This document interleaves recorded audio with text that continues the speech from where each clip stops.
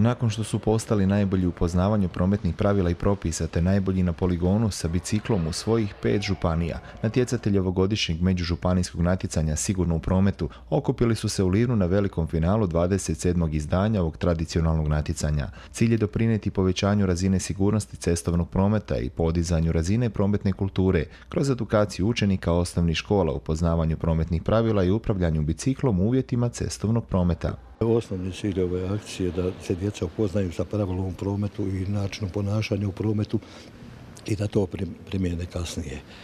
I pogotovo što ja apeliram na djecu, kad danas završe natjecanje, niste završili, nego morate upozoravati svoje roditelje, svoje prijatelje kad se vozite u autu, da ostave mobitel, da ostave tipkanje, da budu ispravni vozači. Tako.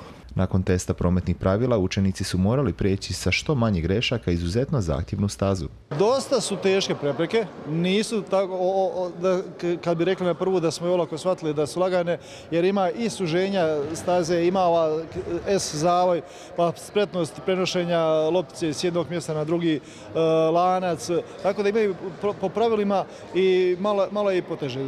A na toj dosta teškoj stazi najbolje su se snašli Benjamin Hadžiomerović iz osnovne škole Vladimir Nazor Rođak i Antonela Zrno iz osnovne škole Dr. Franjo Nevisić Šuica.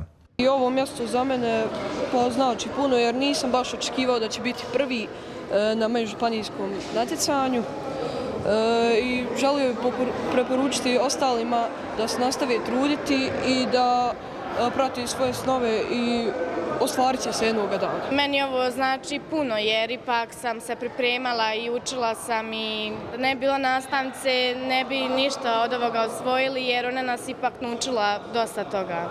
I ove godine ukupnu ekipnu pobjedu su odnijeli učenici iz Odžaka koji mjesto najboljih u ovom natjecanju drže već godinama. U velikom radu, u velikom odricanju, djeca se odriču znači iz svog nekog slobodnog vremena u ono vrijeme kada bi trebali biti slobodni.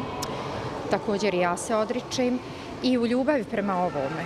Ja sam rekla svojim kolegama, ne znam da li bi ovo ovako bilo da ja to stvarno istinski ne volim. Satisfakcija je glavna, spasiti. Kad bih bila samo jednom, bila svjesna toga da sam jedan život spasila, meni je to sasvim dobro. Djecu pripremiti za natjecanje nije lagan zadatak, no nakon natjecanja njihovo znanje o prometnim pravilima i propisima je na dosta visokoj razini. Prilično je teško, treba dosta vremena i truda, dosta smo mi sati vježbali testove. Prvo sam morala dobro ja naučiti da bih mogla njima objasniti jer ovo nije baš, svi smo mi vozači, ali puno se toga i zaboravi od kada se položio vozački ispit. Za poligon isto tako treba dosta truda i rada i vježbe, a mora imati malo sreće. Sa nekom djecom u školama se dosta dobro radi i nerijetko se dogodi da bude nula, što bi rekli laički nulirali, i poligon i testove. Ja je mogu sad spremiti na polaganje vozačkih ispita, bolje će obratiti nego veliki, garantiram vam, toliko imaju znanja. Najbolji sa natjecanja Sigurno u prometu su kući ponijeli vrijedne nagrade, a svi su ponijeli sa sobom poboljšano znanje o prometnim pravilima koje zasigurno u prometu dobro dođe.